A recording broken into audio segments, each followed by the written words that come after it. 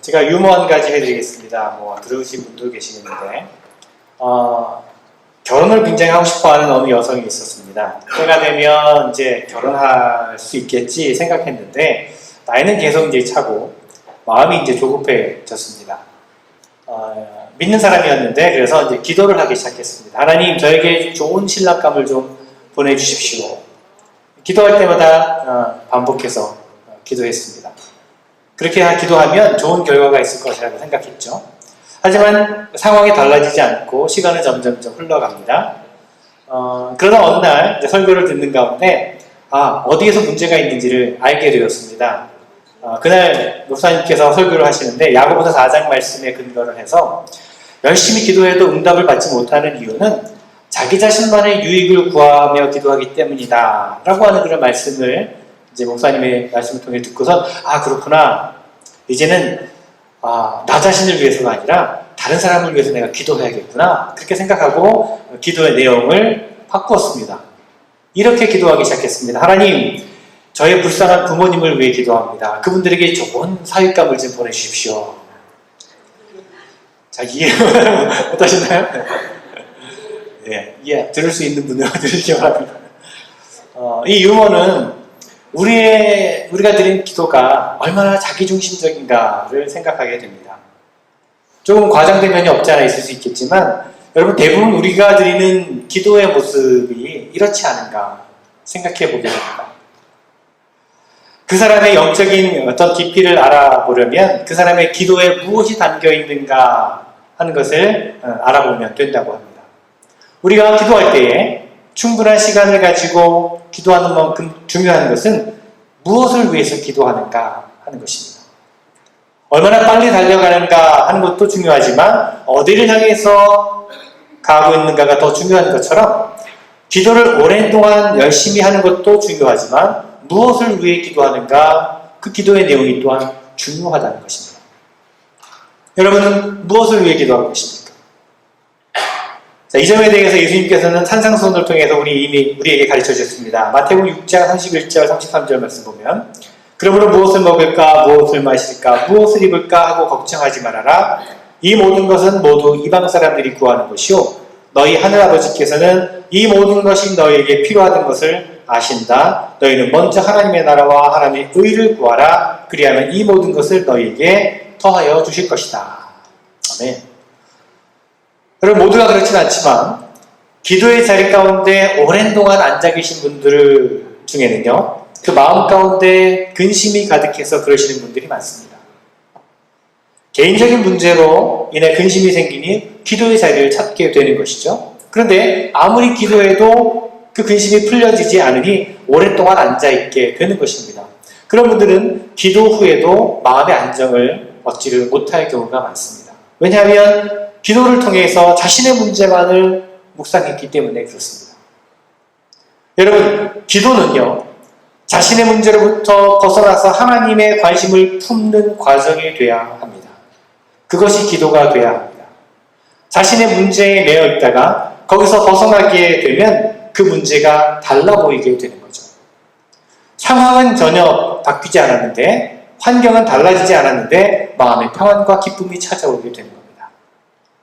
자신의 문제를 놓고 기도하는 가운데 그 기도가 더욱더 깊어지게 되고 하나님을 만나게 되고 또한 이웃을 바라볼 수 있는 변화가 일어나기 때문입니다.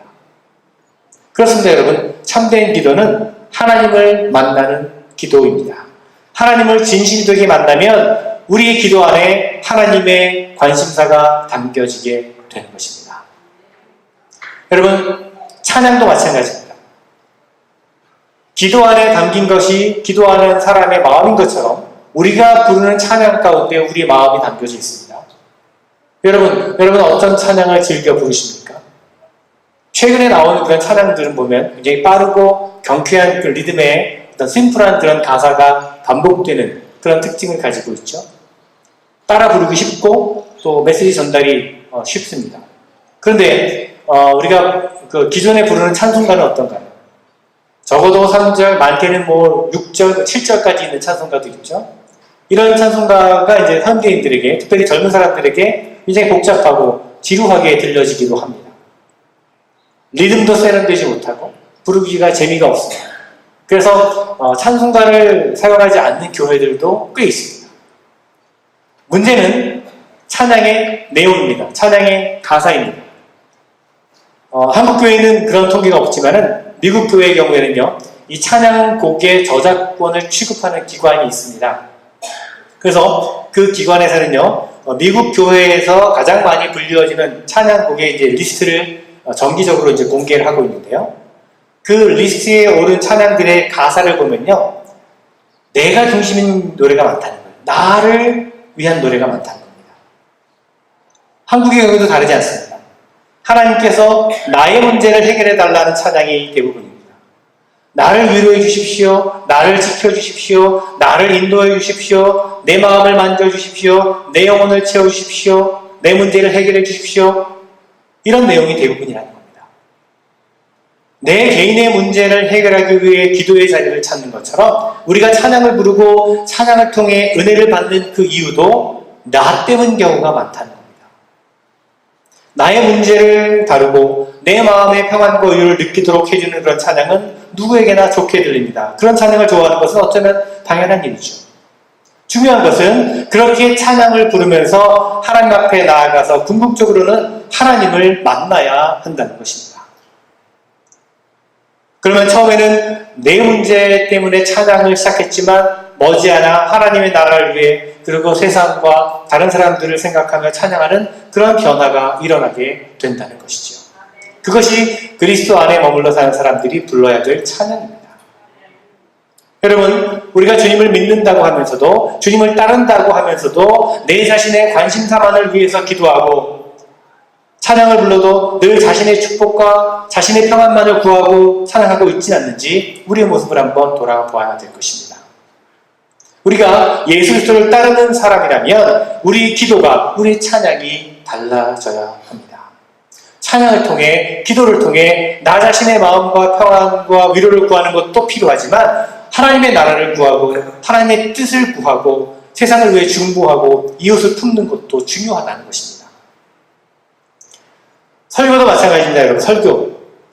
우리가 보통 설교를 듣고 나서 은혜 받았다 혹은 은혜가 없었어 라는 말을 하지요, 여러분. 그런 이야기 할 때가 있지 않습니까? 그렇다면 그 기준이 무엇인가요? 대개의 경우에는 내가 감동을 받았는가 아닌가 하는 것이 기준이 됩니다.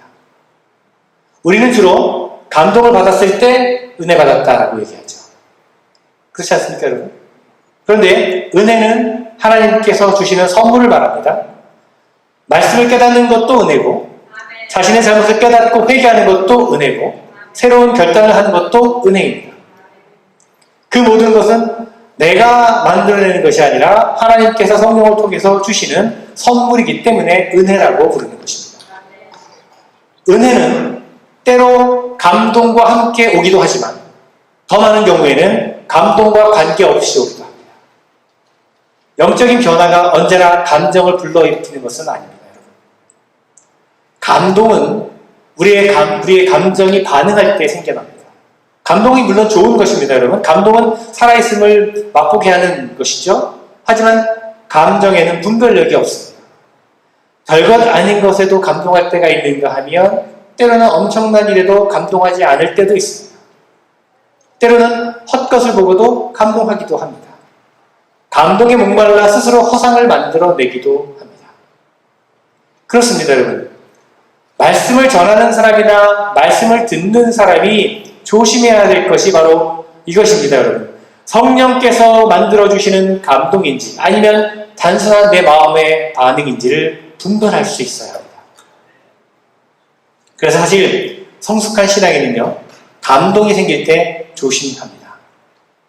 이것이 단순한 어떤 감정의 변화인지 아니면 하나님께서 주신 은혜인지를 분별하기 위해서입니다.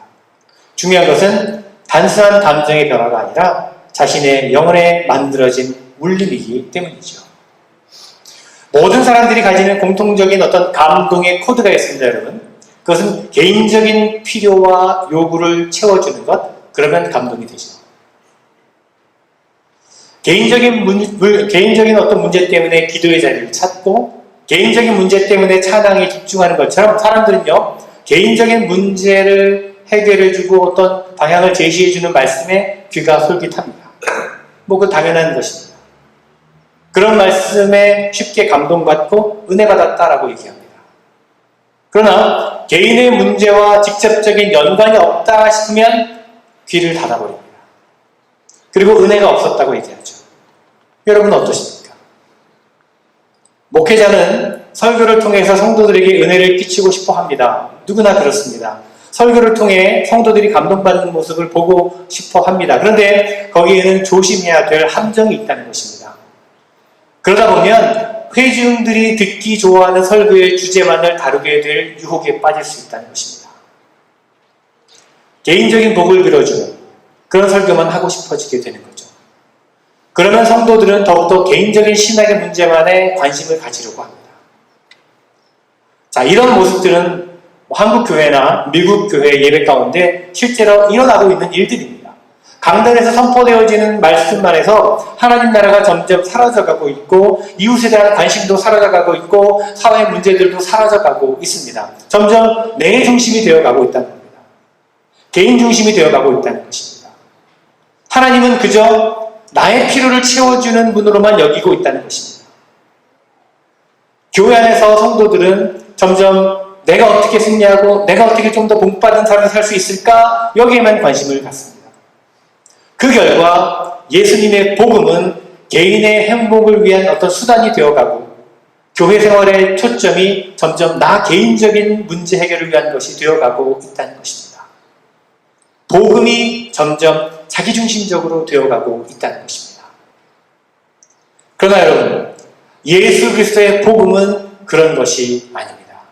물론 구원이라고 하는 것은 하나님과의 1대1의 인격적인 관계로부터 시작합니다. 예수 그리스도를 나의 구원자로 영접함으로써 믿음이 시작되는 것이죠. 그러나 인격적인 관계와 개인적인 관계는 다른 것입니다. 하나님의 구원의 역사는 개인의 차원에서 끝나는 것이 아닙니다. 하나님의 구원은 예수 그리스도를 인격적으로 만나서 영접하고 하나님의 자녀가 된 그 사람을 통해서 다른 사람에게 퍼져나가게 되어 있습니다. 먼저 자녀가 된 그 사람이 맺고 있는 인간관계부터 변화가 일어납니다. 예수 그리스도와 인격적인 관계를 맺은 사람은 다른 사람과도 그런 관계를 맺고 싶어 합니다. 대개 우리는 여러분 개인적인 관계 혹은 사적인 관계에 더 편안해하고 익숙함을 느끼게 되죠. 주변에 어떤 보이지 않는 그 선을 그어놓고 그 안으로 들어오지 못하게 합니다. 사실 그것은 자신을 고립시키는 것인데도 불구하고 그것을 더 편안하고 생각합니다. 그러나 예수 그리스도와 관계를 맺은 사람, 예수 그리스도 안에 머물러 사는 사람은 자신을 활짝 열고 모든 사람과 인격적인 관계를 추구합니다. 그 관계를 통해서 복음의 능력이 다른 사람에게도 흘러나가게 되는 것입니다. 그렇게 인격적인 관계가 맺혀지는 곳에 공동체가 만들어집니다. 커뮤니티가 만들어집니다. 바로 그것이 교회입니다. 그래서 교회의 본질은 인격적인 관계에 친밀한 교제에 있습니다.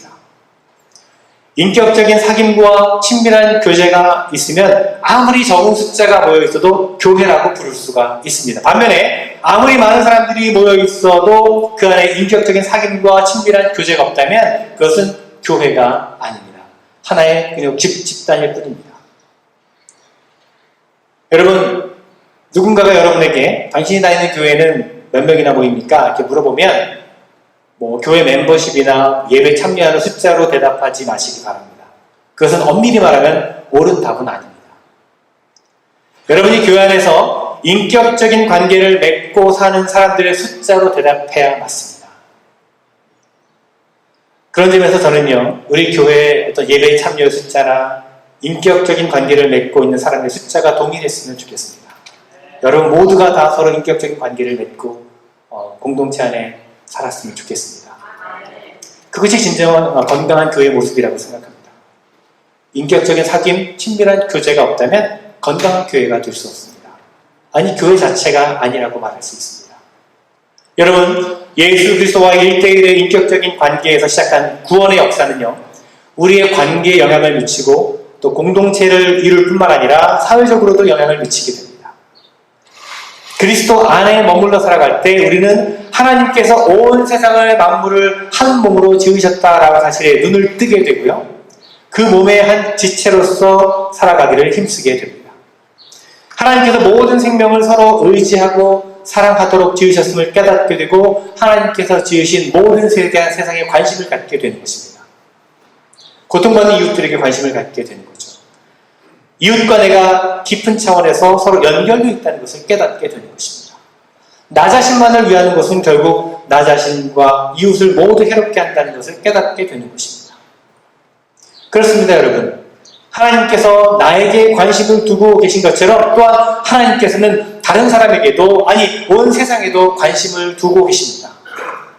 그 옛날에 아브라함을 부르신 것은 그를 복되게 하시고 그를 축복하시고 그를 통해서 온 인류를 구원하기 위한 것처럼 지금 우리를 부르셔서 우리에게 복음을 들려주시고 우리에게 믿음을 가지고 허락하신 것은 바로 우리 각자를 복되게 하셔서 우리를 통해서 세상을 구원하기 위하시는 것이라는 겁니다. 그러므로 여러분, 우리는 나 혼자만의 구원과 축복에만 관심을 갖고 거기에만 붙들려 있어서는 안 됩니다. 복음의 보다 넓은 차원을 우리가 깨달을 수 있어야 합니다. 모두를 위한 구원의 복음인 것을 깨닫고 살아가야 합니다. 자기중심적인 신앙이 결국은 문제라는 것입니다. 자기중심적인 신앙, 이것이 문제입니다. 자기중심적인 신앙은요, 하나님의 창조의 섭리, 구원의 섭리를 보지 못하게 만듭니다. 자기중심적인 신앙은요, 우리 모두가 하나님의 지으신 온 세상의 한 지체라고 하는 사실을 잊어버리게 만듭니다. 여러분, 믿음은 그리스도 안에 머물러 살아가면서 하나님께서 온 세상을 한 몸으로 지으셨고 나는 그 몸의 한 지체라고 하는 사실을 깨닫는 것입니다.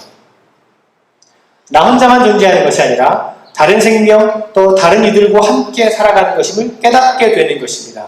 그 사실을 인정하고 받아들이는 사람들과 교회 공동체를 만들고 이 땅에 하나님의 나라가 이루어지기를 함께 힘쓰게 되는 것입니다. 즉 우리의 믿음의 목적은 나 혼자만 구원받고 축복받는 것이 아니라 하나님이 지으신 온 세상이 모든 사람들이 더불어 구원함을 얻고 복된 상태에 이르도록 내 자신을 헌신하는 데 있는 것입니다. 오늘 우리에게 에베소서 말씀에서 바울은 바로 그 사실을 분명하게 밝혀주고 있습니다. 바울은 하나님의 계획에 대해 이렇게 말합니다. 10절 말씀을 보니까 하나님의 계획은 하늘과 땅에 있는 모든 것을 그리스도 안에서 통일되게 하시려는 것입니다. 자, 인간의 죄로 말미암아 하나님께서 한 몸으로 창조하신 세상이 깨어지게 되었습니다. 하나님과 인간 사이가 죄로 인해서 원수가 되었고 인간과 인간 사이가 서로 갈등하고 반목하고 싸우게 되었습니다. 또 인간과 자연이 또 원수가 되었습니다. 자, 이 모든 갈라짐과 원수됨을 치유하고 다시 한 몸으로 회복하시려는 것이 바로 예수 그리스도를 통해서 이루시려는 하나님의 계획이었습니다. 그 계획을 이루기 위해서 복음을 통해 믿는 사람들을 부르신 것입니다. 자, 11절에서 바울은 계속해서 말합니다. 하나님은 그리스도 안에서 우리를 상속자로 삼으셨습니다. 자, 여기 상속자로 삼았다는 말은 장차 유업을 받을 것이라는 뜻입니다. 어떤 유업입니까? 우리가 상속자로서 받게 될 유업은 바로 그리스도 안에서 회복된 새하늘과 새 땅을 말하는 것입니다. 하나님은 예수 그리스도를 통해서 이루시려는 일을 또한 우리를 통해 계속해서 이루어 가시기를 원하십니다. 그 일을 위해서 하나님은 우리를 부르셨던 것입니다. 우리가 받은 구원은 우리 자신으로부터 시작되지만 온 세상으로 퍼져나가야 되는 것입니다. 여러분, 다시 한번 말씀드립니다. 예수 그리스도의 구원의 복음은 나 혼자만 믿고 나 혼자만 복받고 나 혼자 천국 가자는 것이 아닙니다. 예수를 믿는다는 것은 그리스도 안에서 새로운 세상에 눈을 뜨게 되고 하나님에게 또 이웃에게 온 세상에 자신을 활짝 여는 것입니다. 또한 자신을 위해서 하나님과 세상을 이용하는 것이 아니라 하나님과 세상을 위해 자신을 드리는 것입니다. 여러분 마음에 평안하길 원하십니까? 죄의 문제 여러분 해결받길 원하십니까? 풀리지 않는 인생의 문제가 해결받길 원하십니까? 대답이 약간 해결받길 원하십니까? 네. 주님 안에서 예수 그리스도 안에서 모든 문제의 해답이 있습니다. 주님 안에서 만족함을 얻게 될 것입니다. 그러나 여러분, 그러나 그것이 전부가 아닌 것을 또한 우리가 알아야 됩니다.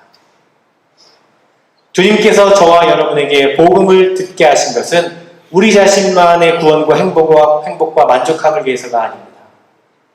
하늘과 땅에 있는 모든 것으로 예수 그리스도 안에 한 몸으로 회복시키시려는 하나님의 뜻을 위해서 저와 여러분을 부르셨다는 것 잊어서는 안 될 것입니다.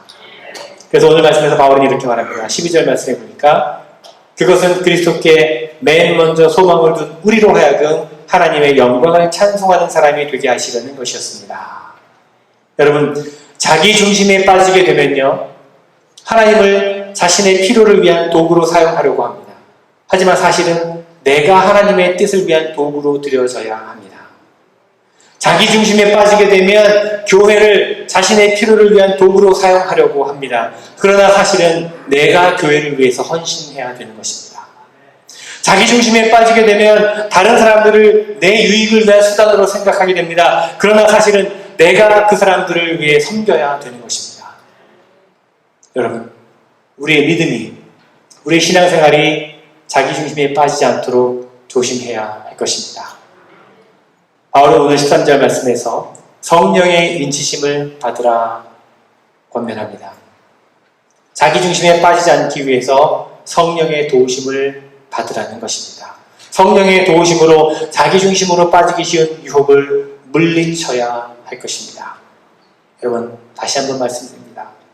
우리가 구원받은 것, 나 자신만을 위한 것이 아닙니다. 하나님께서 우리를 통해 모든 이들이 구원 안에 이르도록, 온 세상을 회복시키시도록, 하나님의 뜻을 이루시도록 우리를 구원하시고 우리를 부르신 것입니다.